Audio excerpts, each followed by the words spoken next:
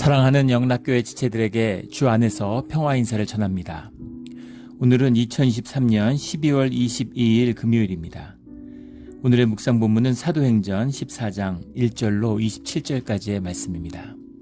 오늘 본문 말씀 14장 1절부터의 말씀은 이렇게 시작합니다. 이에 이고니온에서 두 사도가 함께 유대인의 회당에 들어가 말하니 유대와 헬라의 허다한 무리가 믿더라. 아나톨리아 지역에서 바울의 1차 선교 여행에 이제 그 여정들이 소개되고 있죠.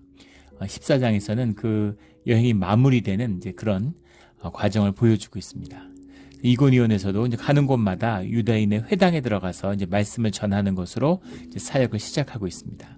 허다한 무리가 믿더라. 유대 사람뿐 아니라 헬라 사람들도 그 복음을 영접하더라. 이런 이야기죠. 그러나 2절에 순종하지 아니하는 유대인들이 이방인들의 마음을 선동하여 형제들에게 악감을 품게 하거늘. 지금 바울과 바나바도 그리고 마가라 하는 요한도 다 유대인들이잖아요.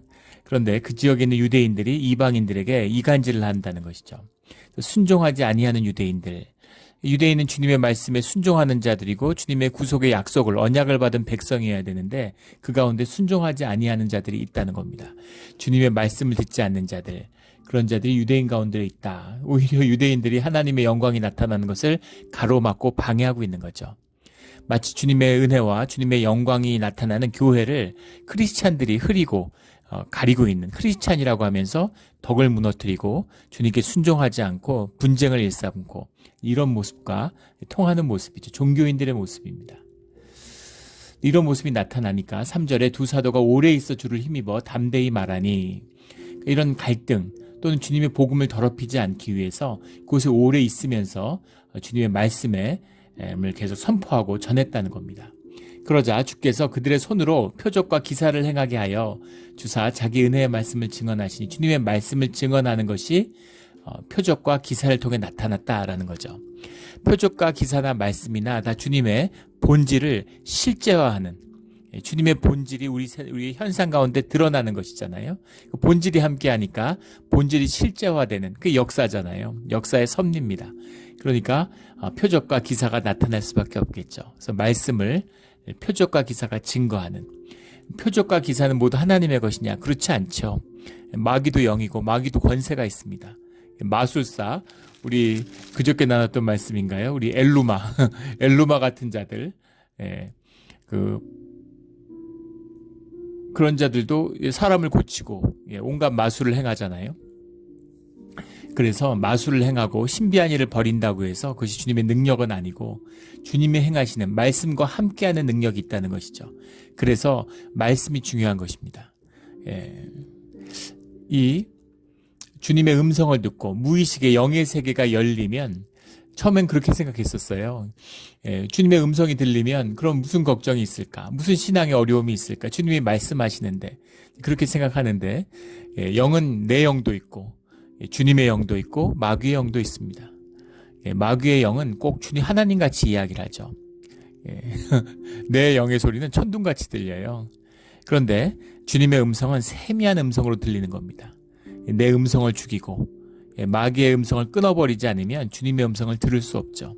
더 중요한 것은 주님께 순종하는 마음, 주님께 순종하는 자세와 그 말씀을 따라 순복하는 그 마음이 없이는 주님의 말씀이 들리지 않는다는 겁니다. 주님의 말씀을 주지 않는 것도 있고 또 주신다 하더라도 들리지도 않겠죠. 그래서 주님의 음성을 들을 때 가장 중요한 것은 십자가와 우리를 분별할 수 있게 해주신 주님의 말씀이에요. 다 연결되어 있는 것이지만 그때 비로소 성경의 말씀이 소중하게 우리에게 이제 증거되고 다가오는 것이죠. 그래서 주님의 음성을 듣는 자들일수록 더 말씀을 귀하게 여기는 겁니다. 그 이세벨의 무리가 있죠. 교회 안에는 발람의 무리도 있지만 이세벨의 무리가 있어요. 발람의 무리가 내 마음대로, 여기 순종하지 않은 유대인들, 그런 바리새의 유대인들 같은 사람들이죠. 발람의 무리입니다. 내가 믿는 대로, 내가 원하는 대로, 내 마음대로 신앙생활 하겠다는 거죠. 종교생활을 하겠다는 겁니다. 이게 발람의 무리라면 이세벨은 하나님의 직통 계시를 받았다는 거예요. 모세처럼 난 하나님하고 통하기 때문에 너희들이 갖고 있는 종교의 경험 이런 건 아무것도 아니야. 교회 위에 앉아있는 성전 꼭대기에 앉으려고 하는 거죠. 이게 이세벨의 무리입니다. 예. 이세벨의 무리들과 그렇지 않은 자들을 구분할 수 있는 것이 그들이 성경에 대한 태도를 보면 알 수 있어요. 말씀에 대한 태도를 보면 알 수 있습니다. 예. 그런 중요한 말씀의 증거를 하나님이 증거해 주시는, 말씀이 말씀을 증거하고 또 주님이 그 표적과 기사를 통해서 말씀을 증언하시는 그런 역사가 이고니온에서 나타났다라는 거죠. 예. 그러자 그 신의 무리가 나뉘어서 유대인을 따르는 자도 있고 두 사도를 따르는 자도 있는지라. 두 사도도 유대인인데 유대인을 따른다 할 때 유대인은 순종하지 않은 유대인들, 그러니까 크리스찬의 정체성이 이미 이제 나타나고 있는 것이죠. 그래서 유대인과 구분짓는 그 유대인이다 그럼 주님을 따르지 않는 자들, 이제 이런 의미처럼 비춰지고 있는 것이죠. 이것이 이제 영적인 본질입니다. 주님의 임재가 나타나게 되면 주의 자녀들은 화목을 이루고 서로 연합하게 돼요. 그리고 세상에 주님께 속하지 않은 자들과는 그 갈등의 골이 더 깊어집니다. 세상에서 박해가 오고 어려움이 오는 거죠. 주님의 임재가 있으면 누구하고나 다 친하게 지낼까? 그럴 것 같지만 그렇지 않다는 겁니다. 왜냐하면 공중의 관세를 잡은 대적의 무리들이 있기 때문이에요. 그런데 대적의 무리들이 있다고 해서 그들이 관세를 행한다고 해서 주님이 그것을 방임하고 있다는 겁니다. 그것을 그렇게 그냥 놔주고 계시는 거예요. 왜냐하면 우리들의 믿음이, 광야에서 우리의 믿음이 자라나게 하는 그 과정으로 쓰시는 거죠. 그들도 쓰임을 받고 있는 겁니다.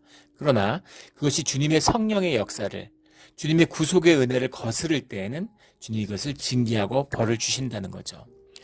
그래서 엘루마가 눈이 머는 것을 봤잖아요.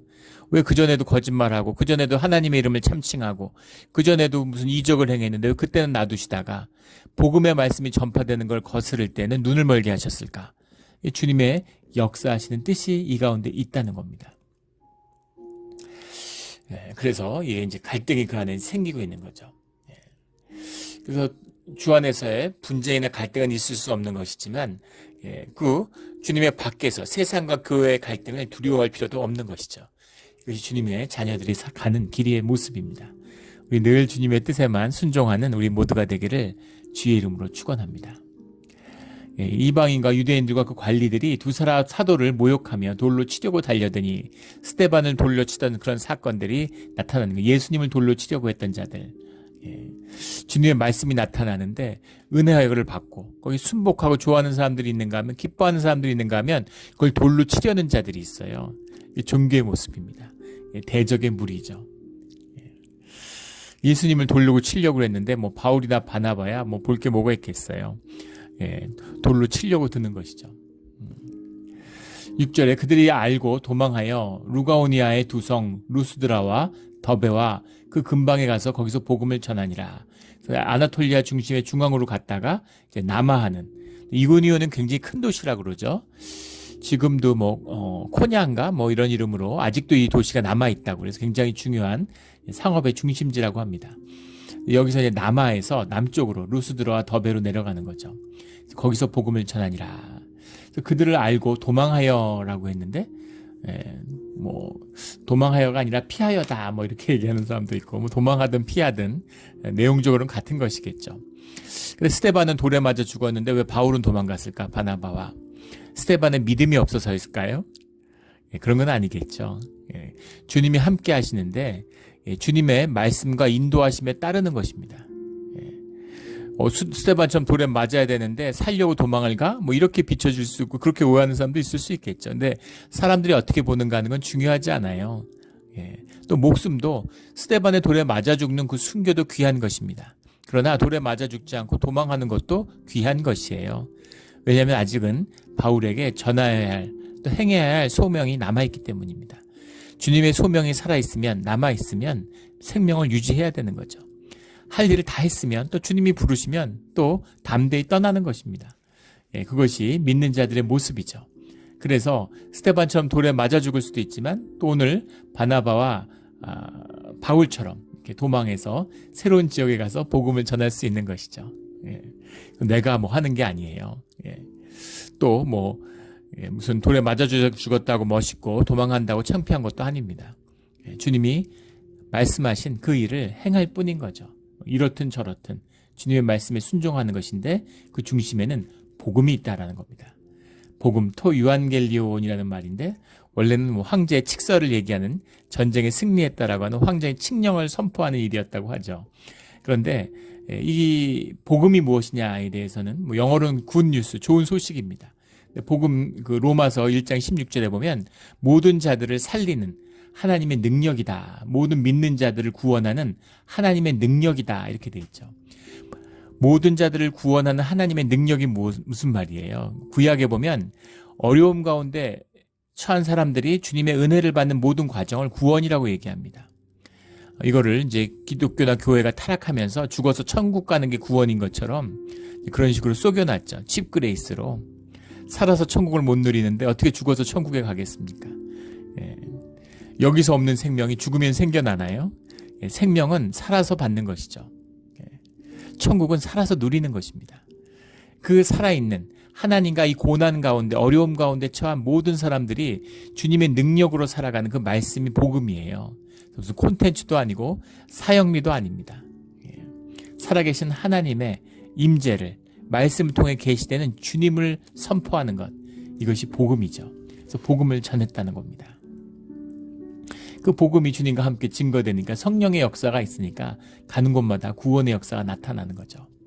루스드라에 갔는데 루스드라라고 하는 것이 이제 그 루가오니아의 이제 수도죠.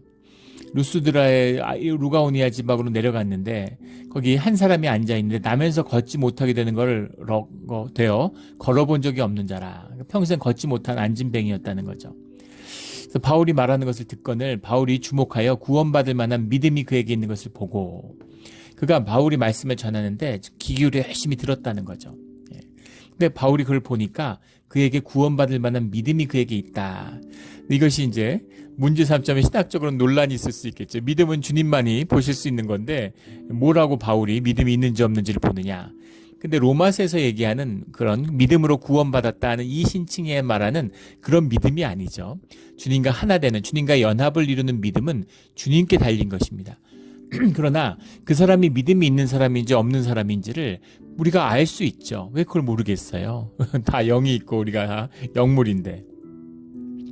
특히 말씀을 전하면 영이 열리기 때문에 그것을 볼 수 있습니다. 어떤 교회가 영적으로 어떤 상태인지는 가서 설교를 해보면 알 수 있어요. 그냥 방문하면 알기 어렵습니다. 설교를 하면 한눈에 알 수 있어요. 설교를 시작하면 바로 합니다. 그리고 설교를 하면 500명의 자리에 앉아 있어도 500명의 영적 상태를 한꺼번에 볼 수 있어요. 이건 굉장히 신비한 경험이죠. 굉장히 믿음 좋은 것처럼 이렇게 저렇게 해도 그래도 설교 들 때 말씀이 증거될 때 모습을 보면 그러면 믿음의 상태를 알 수 있습니다. 그게 굉장히 놀라운 신비예요. 그래서 설교해 보는 것만큼 그 교회를 잘 아는 게 방법이 더 좋은 방법은 없을 것 같아요.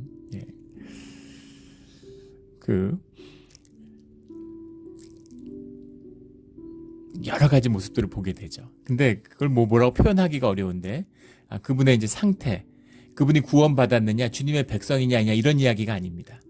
그분의 믿음의 태도죠. 말씀에 대한 태도, 신앙의 자세, 그 진지함, 그 진실함, 자원하는 심령 이런 것을 볼 수 있다는 거죠. 그래서 바울이 그것을 봤을 거라고 믿어요. 그래서 믿음이 있고 주님 앞에 선자구나 하는 것을 볼 수 있는 거죠. 큰 소리로 이르되 내 발로 바로 일어나서 네 발로죠. 너의 발로 바로 일어나서 서라 하니 그 사람이 일어나 걷는지라. 네 발로 일어나라 이렇게 얘기하니까 일어났다는 겁니다. 믿음의 역사죠. 믿음대로 되는 것이죠. 주님의 이름으로 주님의 말씀으로 선포가 되니까 말씀이 임하니까 그 자원하는 심령으로 믿음으로 일어나게 되는 거죠. 믿음의 역사입니다. 나는 막 누워있고 싶고 일어날 의지도 없고 마음이 꺾여 있는데 영과 육이 하나죠. 영이 회복되고 육이 회복되는 거예요.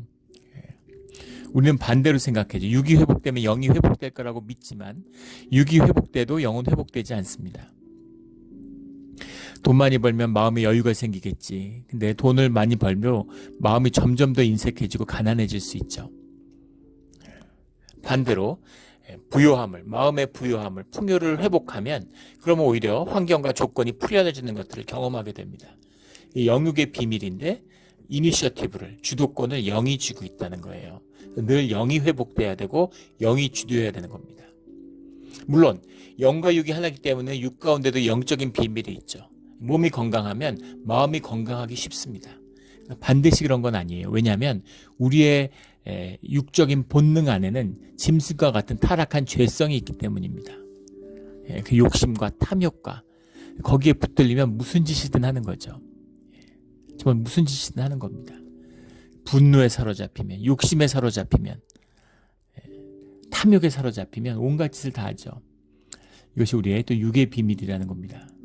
그래서 우리가 믿음으로 주님과 함께 서기를 원할 때 주님의 말씀이 임하면 우리가 일어나게 되는 거죠. 평생 못 걷던 자가 일어나는 겁니다. 예수님도 앉은 병을 일으켜 세웠고 베드로도 일으켜 세웠죠. 동일하신 주님의 역사가 함께하고 있다. 주님의 사람들이다. 주님의 역사다 하는 것을 보여주는 거죠. 이것이 이적과 계시의 참된 뜻입니다. 사람을 고치는 것에 있는 게 아니에요. 사람을 고치는 것에 있는 것이라면 세상에 아픈 사람 다 고쳤겠죠. 근데 아픈 사람이 훨씬 더 많고 어느 시대나 그렇잖아요. 병 고치러 온 게 아니잖아요. 병을 고치는 이유는 그것이 본질의 역사다. 주님의 말씀이 모든 것을 주관하는 주님의 영역에 있다라는 것을 보여주는 것이죠. 그것이 말씀과 하나 되는 믿음 가운데 나타나는 믿음이 실제화되는 그 과정의 일부라는 것이죠. 그것을 통해서 주님이 이적을 행한다는 거예요. 믿음이 없는 사람을 억지로 고쳐주고 믿음이 없는데 낫게 되고 이렇게 되지 않는다는 거죠. 중요한 것은 말씀과 믿음이 만나는 것이다 라는 걸 보여주고 있습니다. 또 베드로는 예수님의 이름으로 고쳤는데 그런데 바울은 네 발로 바로 일어나서 일어나 걸어라 하고 마치 예수님처럼 이야기했어요. 그래서 왜 예수님의 이름으로 선포하지 않았을까? 예수님의 이름으로 선포되지 않았다고 예수님의 능력이 아닐까요? 주님의 말씀을 전하고 복음을 전하는데 그래서 종교인들은 이런 거에 굉장히 예민합니다. 교리적으로. 그러나 이 본질은 하나인 것이죠. 본질은 하나예요. 믿음으로 일어났다. 오히려 바울이 한 것이 아니라는 것을 분명히 드러내기 위한 것이었겠죠. 이 모든 것이 예수님에게 이름을 선포하고 복음을 선포하고 있으니까 그 가운데 예수님의 능력으로 일어난 것이다 라는 사실은 분명한 것이겠죠. 그렇게 했는데도 불구하고 오해하는 사람들이 나오더라는 겁니다. 11절에 무리가 바울이 한 일을 보고 루가오니아 방언으로 소리질러 이르되 신들이 사람의 형상을 우리 가운데 내려오셨다. 우리 앞에서도 나눈 적이 있지만 이게 헬라의 영향을 강하게 받습니다. 헬라어가 로마 제국의 상용어였어요. 일반적인 사람들은 다 헬라어를 썼습니다. 지금 세계 공용어가 영어국과 비슷해요. 그래서 잘하든 못하든 그 영어를 조금씩 하잖아요. 어디 가든 말을 뭐라도 좀 통하려면 그 영어를 좀 할 줄 알아야 되는 거 아닙니까? 그것처럼 누구나 다 헬라어를 조금씩 쓰는 거죠. 그러나 동시에 또 공용어 중에 중요한 것은 하나는 이제 로마 제국이고 로마의 라틴어가 있다는 겁니다. 그래서 중요한 문서들, 중요한 공문서나 이런 것들을 라틴어로 써요. 또 학자들이나 지배자들, 권력자들은 라틴어를 할 줄 알죠. 근데 그런 두 가지어를 쓰는데 그 지역, 루가오니아 지역에 있는 사람 루가오니아 방언도 역시 쓰고 있는 거죠. 세 가지 언어를 쓰는데 같은 아나톨리아 지방에서 낳고 자랐지만 바울은 아마 이제 그 히브리의 율법을 배운 자고 제가 유대인 중에 유대인이다. 유대인 중에 유대인이라는 말이 히브리어를 할 줄 안다라는 얘기입니다. 그렇기 때문에 히브리어를 이제 잘 하는 거죠. 그 다음에 그 아나톨리아에 나서 자랐기 때문에 다소 지역에서 나서 자랐으니까 오늘 나오는 그 더베에서 가까운 지역이죠. 그러니까 헬라어를 훨씬 잘했을 겁니다. 그리고 주로 학교 공부도 헬라어로 했겠죠. 그러니까 헬라어 또 서신서에 보면 그 개념적인 거나 이런 걸 보면은 굉장히 이제 헬라의 철학 이런 것에 이제 능한 사람이었다. 플레이토나 이런 사람들의 가르침을 굉장히 잘 알고 있는, 물론 유대 율법도 잘 알고 있지만 그런 바울이었다는 걸 알 수 있습니다. 바나바도 사이프러스에서 자랐으니까 구브로에서 자랐으니까 아마 이제 굉장히 헬라어에 능숙했을 것입니다. 그리고 동시에 가족들이 예루살렘으로 이주하고 또 예루살렘과의 관련이 있으니까 당연히 이제 히브리어도 할 줄 알았겠죠. 그리고 아람어도 할 수 있었을 수도 있습니다. 이제 이런 그 배경들을 깔고 있는 거죠. 그래서 평소에는 이제 뭐 헬라어로 얘기하고 아마도 바울은 설교를 헬라어로 했겠죠. 그래야지 이방인도 알아듣고 유대인들도 알아들으니까 디아스포라 유대인들도. 그런데 사람들이 이제 완전히 이제 그걸 보고서 놀래서 안진뱅이를 고치는 것을 보고 큰 소리로, 그러니까 막 그냥 이건 어떤 무의식의 절규 같은 거죠. 그래서 무리들이 막 소리를 지르면서 방언으로 이 신들이 사람의 형상으로 우리 가운데 내려오셨다. 이 유대적인 사고로는 있을 수 없는 일이고 이 사람들이 천사다 이랬겠죠. 그런데 이제 헬라인들은 그게 있잖아요. 그 그리스의 신화의 배경이 있으니까 드미갓들이 있고 또 하나님이 뭐 신들이 올림푸스의 신들이 인간들과 해가지고 헤라클레스 같은 사람도 태어나고 이런 게 있으니까 신이 인간 중에 와 있고 신들이다라고 하는 표현들이 자연스러운 거죠. 바나바는 제우스라고 바울은 그 중에서 말하는 자이므로 헤르메스라 하더라. 제우스는 올림푸스의 왕이죠. 신들의 왕이고 헤르메스는 제우스의 메시지를 전하는 전령입니다. 그러니까 아마 주로 설교는 바울이 많이 했던 것 같아요. 바울이 이제 학식도 높고, 또 굉장히 이제 설교에 능한, 뭐 우리 서신서를 봐도 알 수 있죠. 그러니까 바울이 주로 말씀을 전하니까 바울은 헤르메스고, 바나바는 제우스라. 그러니까 바나바가 뭔가 그런 그 선교의 일행을 이끄는 자고, 지도자고, 또 바나바가 이제 풍채가 좋았을 것이라는 걸 짐작해 볼 수 있겠죠. 뭔가 보기에도 지도자고, 아버지 상이고, 풍채도 당당하고, 누가 봐도 지도자고, 리더인 거죠. 바나바는 제우스고, 바울은 뒤에 이제 우리 뭐 고린도서나 이런 걸 읽어봐도 바울은 이제 외모가 뭐 성화 같은 데 남아있는 그런 걸 봐도 조금 바울은 외모적으로는 그렇게 뛰어난 사람은 아니었던 것 같아요. 뭐 곱치였다는 얘기도 있고 뭐 안질이었다 이런 얘기도 있고 여러 가지 뭐 얘기들이 있지만 정확히는 알 수 없지만 외모로는 그렇게 볼품 있는 사람은 아니었을 것 같습니다. 근데 굉장히 학식이 높고 달변인 사람인 것이죠.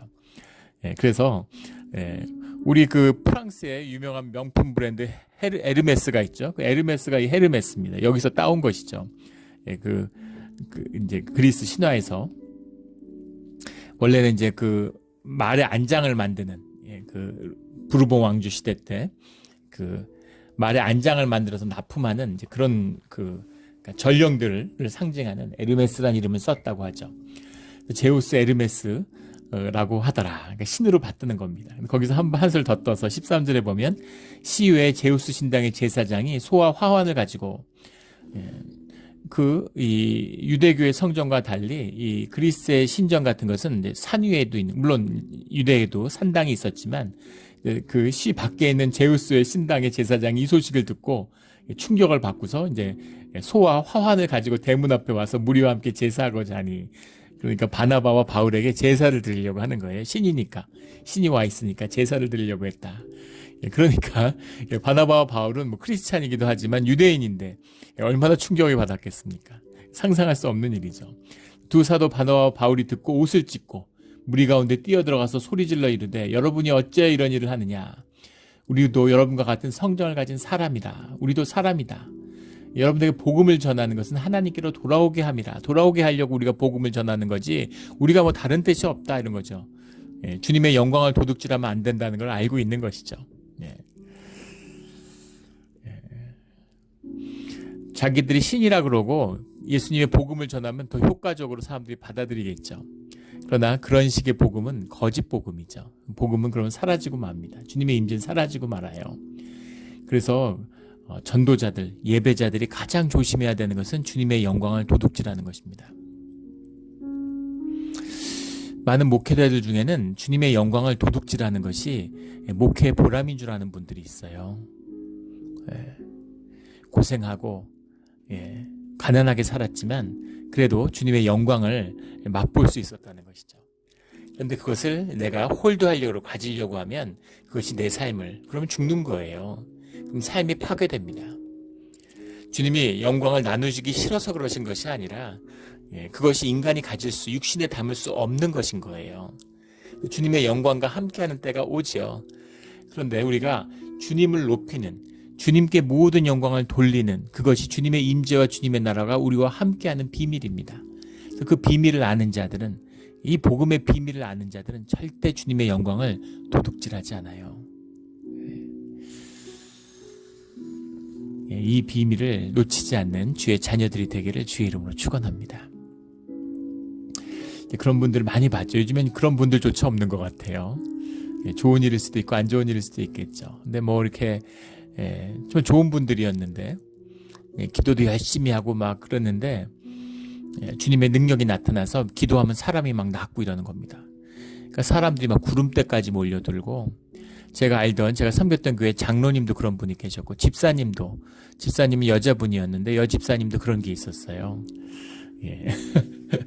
이민교회에서 함께 했는데 한국에 나가서 그분을 뵈려고 갔는데 무슨 집회 하도 바빠서 집회할 때 만나기로 했습니다.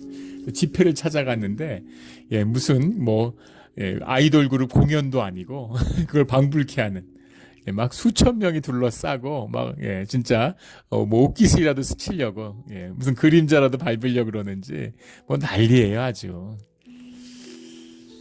그런데 이제 그런 임재가 결국은 이제 그 사역을 귀하게 만들지 못했습니다. 복되게 만들지 못했어요. 그리고 물론 그 능력도 떠나갔죠. 그리고 그 사역을 하던 사람들이 병드는 겁니다. 굉장히 이제 안타까웠던 기억이 있는데, 그래서 이렇게 기도하는 은사가 있고, 또 중보자의 은사가 있고, 신유의 은사를 받은 분들은 더 조심해야 됩니다. 목사들 조심해야죠. 말씀을 전하니까. 종교인이잖아요. 직업적 종교인입니다. 정말 조심해야죠. 이런 모습입니다. 주님의 복음을 위한 거, 우리도 당신 같은 사람이다 이런 거죠. 그 주님이 선한 일을 하고 모든 사람들에게 은혜를 베푸셨다. 그런데 그들을 이제 주님의 말씀으로 증거해서 그들에게 돌이키려고 하는 것이다. 이런 말씀을 선포하고 제사를 못하게 아니라. 19절에 유대인들이 안디옥과 이고니온에서 와서 무리를 충동하니 다른 지역에서도 막 이제 격동이 일어나는 거죠. 하나님의 역사가 있으니까. 그들이 돌로 바울을 쳐서 죽은 줄로 알고 시외로 끌어내치니라. 그래서 바울의 이제 박해가 시작됐어요. 이번엔 효과적으로 도망을 못 가고 돌로 맞았습니다. 얼마나 많이 맞았는지 죽은 줄 알고 시외로 끌어내쳤는데 제자들이 들어섰을 때 바울이 일어나서 그 성에 들어갔다가 이튿날 바나바와 함께 더베로 가서 이게 세상의 모습이죠. 예수님도 그랬잖아요. 세상의 왕으로 세우려고 했는데 주님이 십자가의 복음을 말씀하시니까 다 떠나버렸죠. 신으로 받들려고 했는데 사람이다. 하나님의 복음을 선포하려고 한 것뿐이다. 이렇게 얘기하니까 와서 돌로 쳐요. 이게 세상의 본질입니다. 세상에서 인정받고 뭐 세상에서 높임을 받고 세상에 성공하는 건 아무것도 아니에요. 현상의 것이잖아요. 다 썩어지는 것입니다. 근데 세상에 혹하니까 그런 마음이 있으니까 세상에서 성공하고 싶어서 잠깐 동안이라도 하루살이라도 낮에는 좀 잘 나가고 싶은 거죠.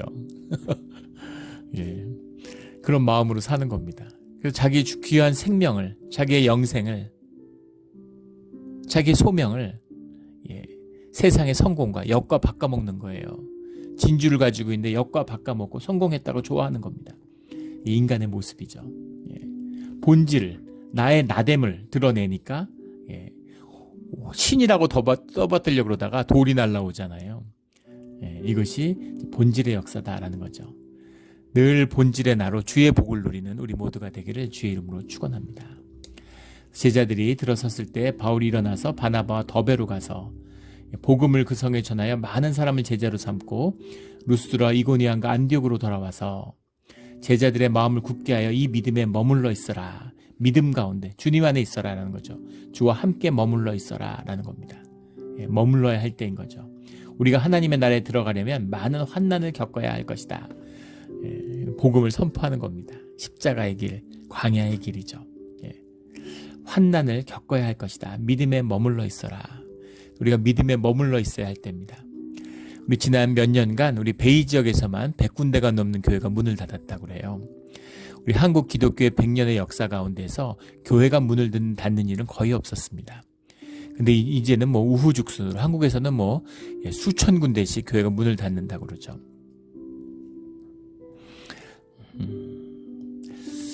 하나님이 함께하고 계시다면 교회가 문을 닫을 수가 있을까요?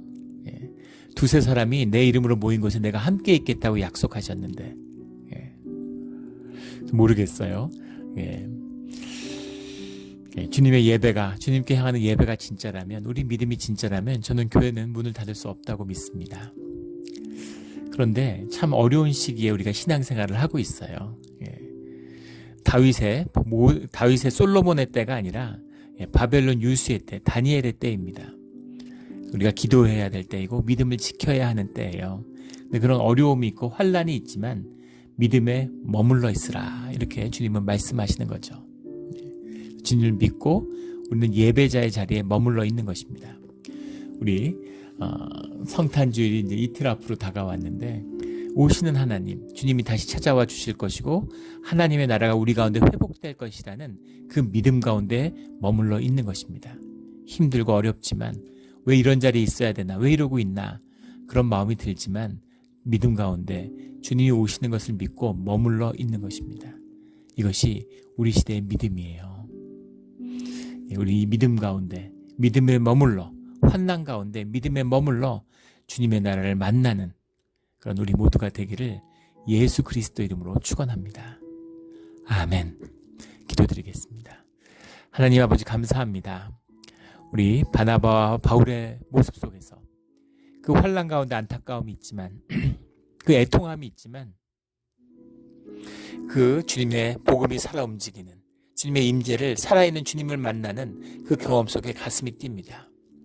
주님, 우리가 이 땅에 살면서 우리 때 죽음에 주님의 복음을 만나기를 원합니다. 살아있는 말씀을, 살아있는 복음이 선포되는 것을 전하는 전도자가 되기를 원합니다. 주님께 예배하며 주님이 기쁨으로 받으시는 예배를 올리는 예배 공동체가 되기를 원합니다. 주님, 우리의 간구의 기도를 들어주시고 주님의 은혜로, 자비로 주님의 임재하심을 만나게 하여 주시옵소서. 감사하며 예수 그리스도 이름으로 기도드렸습니다. 아멘.